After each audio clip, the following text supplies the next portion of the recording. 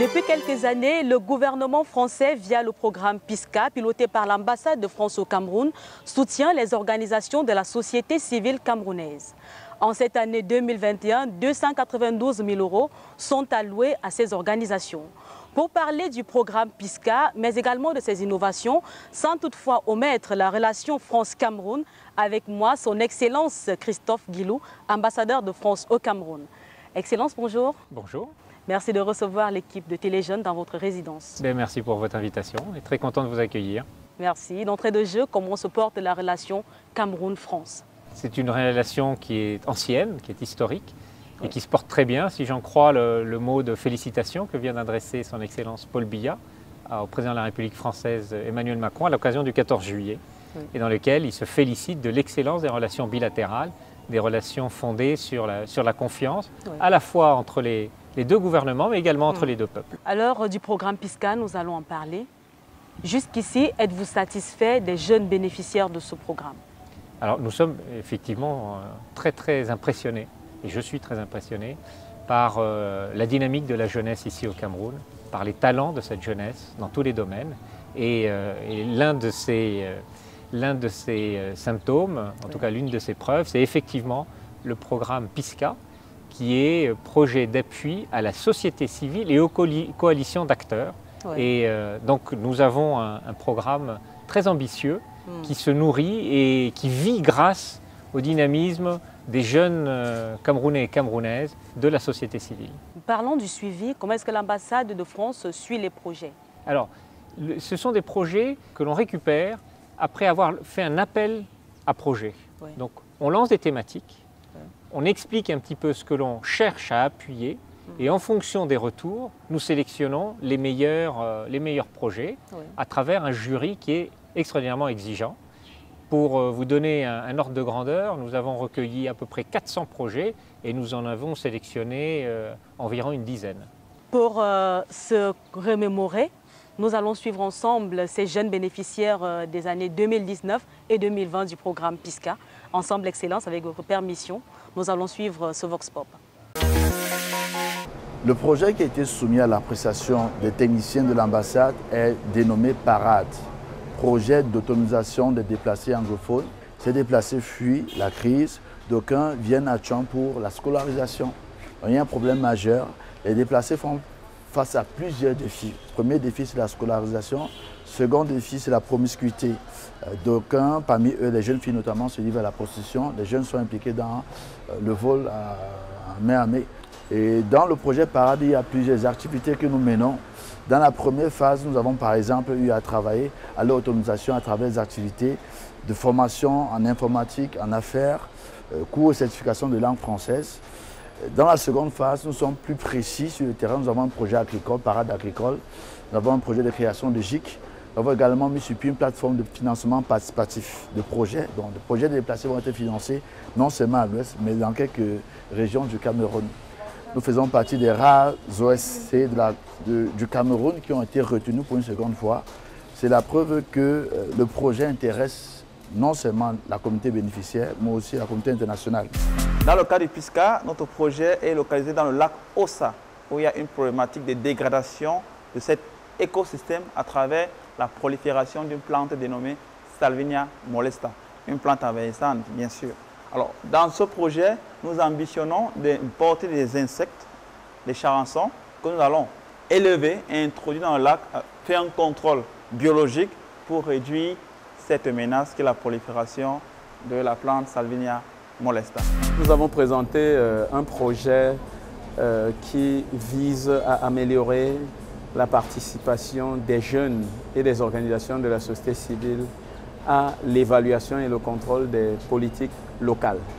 Cela s'entend bien l'examen des budgets communaux et aussi la participation, comme le Conseil d'ailleurs, comme le requiert et l'exige le récent Code des collectivités du Cameroun, la participation à l'implémentation et en fin de compte au contrôle de l'action publique.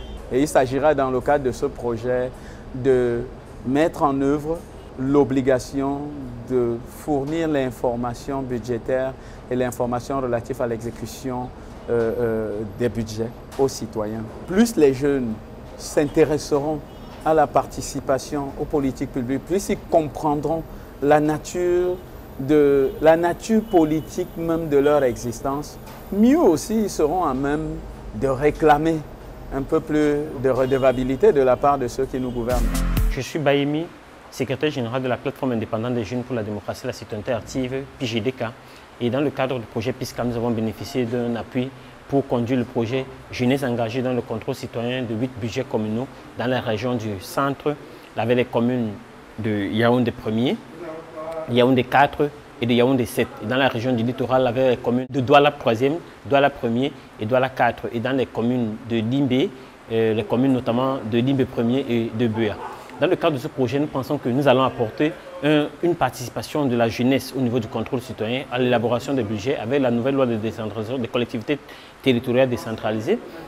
Notre rapport, déjà que la PJDK y travaille là-dessus depuis, notre rapport de mettre la jeunesse au centre du contrôle citoyen, notre rapport de mettre la jeunesse dans la participation citoyenne avec le corollaire du contrôle citoyen au niveau local.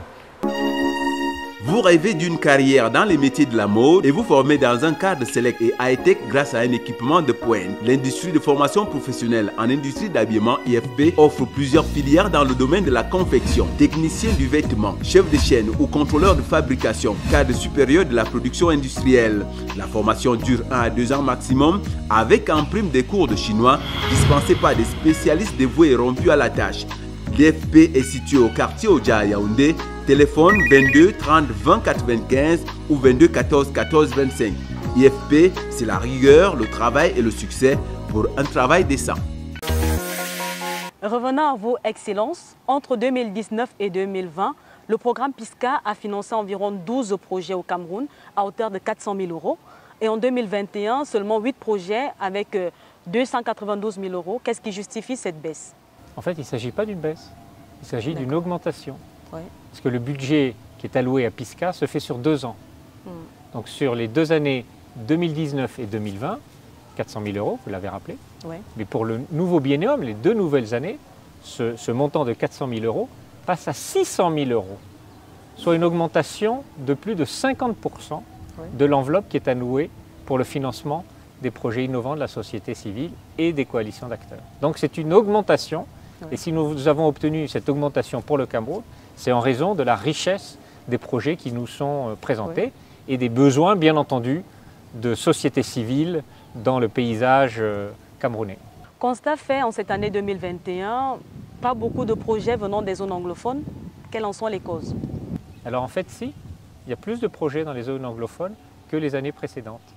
En fait, nous finançons dans les zones anglophones des projets à travers le programme PISCA, mais nous avons également d'autres projets qui sont financés par d'autres départements du ministère de l'Europe et des Affaires étrangères. Et pour vous donner un ordre de grandeur, nous avions 4 projets financés l'année dernière, nous en finançons 5 cette année. Est-ce donc à dire que le niveau a augmenté, le niveau des projets venant de ces zones-là? Bien sûr, et puis on ressent bien entendu, en raison de la situation dans le NOZO, un besoin d'appuyer, d'accompagner la société civile dans ces zones qui mènent des actions indispensables pour le bien vivre ensemble du Cameroun et pour les populations qui sont complètement affectées par la situation depuis plusieurs années. Pour cette année 2021, quelles sont les innovations du programme PISCA? Alors nous avons 2 innovations. À chaque fois on essaye d'ajuster en fonction des sujets et des préoccupations qui sont des préoccupations de la France.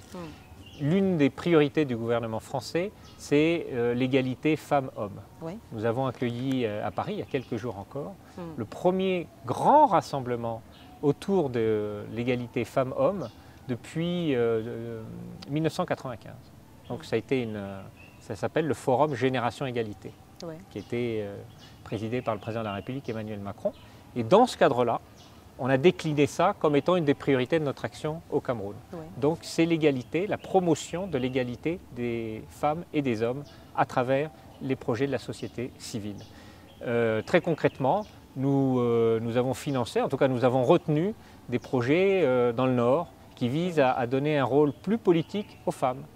Nous finançons également des projets qui luttent contre les violences à l'égard des femmes et des filles, par la pédagogie, par la sensibilisation. Et la deuxième innovation? C'est à travers la culture, puisque ce sont des associations plutôt théâtrales qui visent à sensibiliser la population autour de ces violences. Parlons à présent de la relation France-Afrique ou encore France-Cameroun. À quand le prochain sommet France-Afrique? Alors, le prochain sommet France-Afrique a été décalé à 2 reprises. Il devait avoir lieu l'année dernière à Bordeaux. Le Covid oblige, il a été reporté à cette année. Il devait se tenir à Montpellier au mois de juillet. Et en fait, il a été décalé à nouveau pour le début octobre, 7, 8, 9 octobre, dans la ville de Montpellier, dans le sud de la France. Pour une brillante participation du Cameroun Excellence, où en êtes-vous avec les préparatifs? Oula, donc ça fait plus d'1 an qu'on travaille sur la préparation, puisque ça a été décalé à 2 reprises. Nous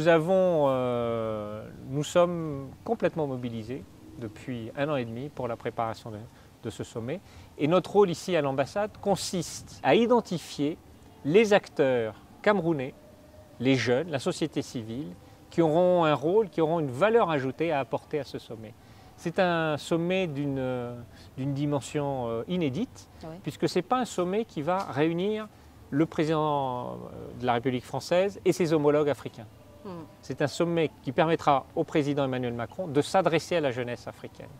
Donc c'est un sommet qui concernera essentiellement la société civile, les entrepreneurs, le monde de la culture, le monde des arts, le monde des sports, le monde des intellectuels. Et notre travail ici à Yaoundé consiste à faire venir et à identifier et à sélectionner les meilleurs représentants du Cameroun pour participer et apporter leur contribution à ce sommet.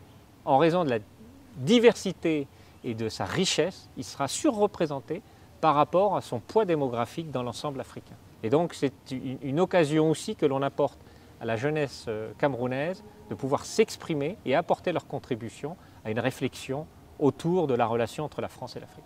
Les jeunes étant d'ailleurs les yeux et les oreilles de la jeunesse camerounaise. Ça serait un plaisir pour nous d'assister à ce sommet. Pourquoi pas? Eh bien, nous vous apporterons tous les éléments qui vous permettront de mieux comprendre, mieux anticiper, mieux suivre et accompagner ces débats. Il y aura des débats intellectuels. L'une des grandes figures sur lesquelles s'appuie Emmanuel Macron, c'est Achille Mbembe, qui est un intellectuel, bien entendu, camerounais. Et c'est pour vous donner un peu l'importance que nous attachons à avoir une présence forte et diverse du Cameroun à ce sommet. Et donc vous êtes cordialement invités à y assister. On vous apportera toutes les informations utiles qui seront nécessaires à la bonne compréhension de vos téléspectateurs. Excellence, les jeunes bénéficiaires du programme PISCA 2021 ont assisté à un débat citoyen avec vous. Quel en était le but? Alors l'objectif de ce débat que j'ai souhaité avec la jeunesse, avec certains représentants de la jeunesse camerounaise, visait en fait à essayer de déconstruire toutes les fausses informations, toutes les fausses analyses, tous les faux clichés qui nourrissent la relation entre la France et l'Afrique et, en ce qui me concerne, entre la France et le Cameroun. Donc ce que j'ai souhaité, c'est les réunir et leur dire « allons-y, parlons de tous les sujets qui fâchent ou qui ne fâchent pas. Discutons et je vais vous apporter mon point de vue. » Et sur un certain nombre de sujets, je dirais la majorité des sujets, ce qui est apparu, c'est que les réflexions des uns et des autres, qui se nourrissent des réseaux sociaux, des fake news qui circulent, etc., se basaient sur des éléments qui étaient complètement faux. Et donc, c'est un vrai sujet aujourd'hui dans les médias, dans les applications, tout ce qui circule, ce sont beaucoup de fausses informations. Et ça passe à toute vitesse. Une fausse information, aujourd'hui, elle circule 6 à 7 fois plus vite qu'une vraie information.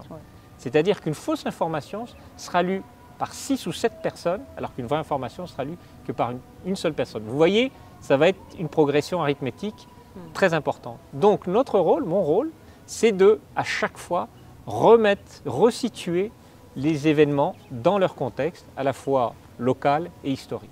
Mais c'est un vrai sujet. Juste pour vous donner un exemple, à la fin de l'année dernière, des gens ont fait circuler une fausse information selon laquelle la France était en train de faire pression pour obtenir le renouvellement du pacte colonial qui donnait depuis 1960 jusqu'à décembre dernier la propriété du sous-sol camerounais à la France. C'est complètement faux. Le sous-sol camerounais appartient au Cameroun depuis le premier jour de l'indépendance. Ça, ce que j'ai souhaité aborder avec les jeunes, je l'ai fait également à l'occasion d'une réunion, en tout cas d'une conférence à l'IRIC, le 24 juin dernier. Je leur ai dit, discutons de tous les sujets. Discutons du franc CFA, discutons de l'intervention militaire française en Afrique, au Sahel, discutons des fake news, discutons du poids économique de la France au Cameroun, de ses entreprises. Discutons sans aucun tabou. Et je suis prêt à répondre à toutes les questions et vous apporter les informations pertinentes.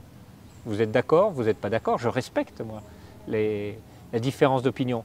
Mais une discussion sur des faits exacts et vérifiés, pas sur des on-dit ou sur de la propagande anti-française. Au sortir de ce débat citoyen, avez-vous l'impression d'avoir été écouté? J'ai l'impression d'avoir été écouté, mais je me rends compte aussi que ce qui m'a beaucoup frappé, c'est je m'adressais à des jeunes, société civile, donc des jeunes actifs, engagés socialement, voire politiquement.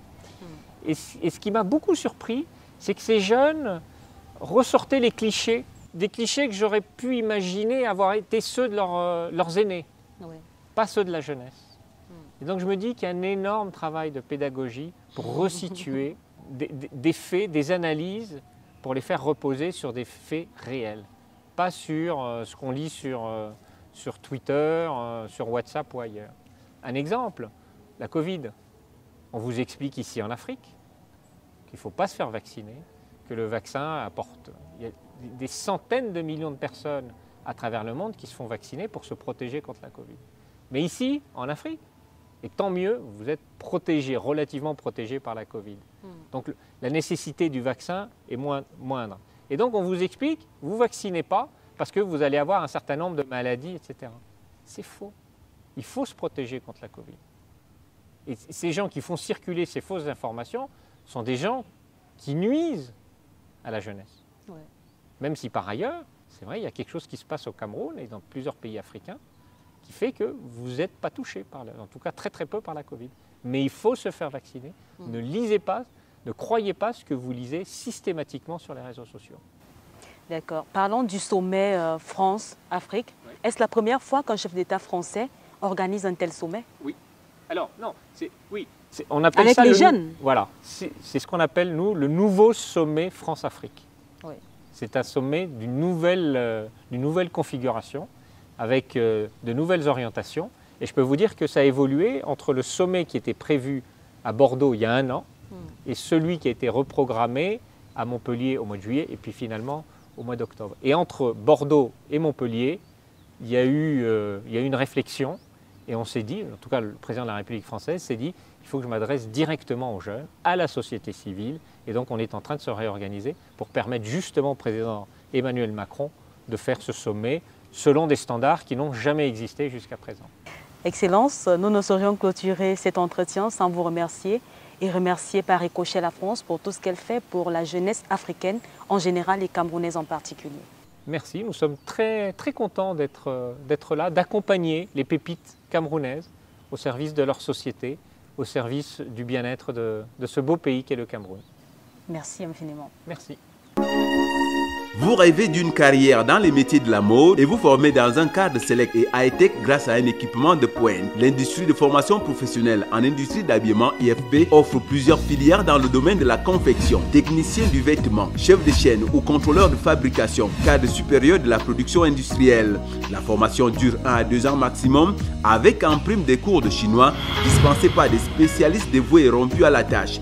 L'IFP est situé au quartier Oja à Yaoundé. Téléphone 22 30 20 95 ou 22 14 14 25. IFP, c'est la rigueur, le travail et le succès pour un travail décent.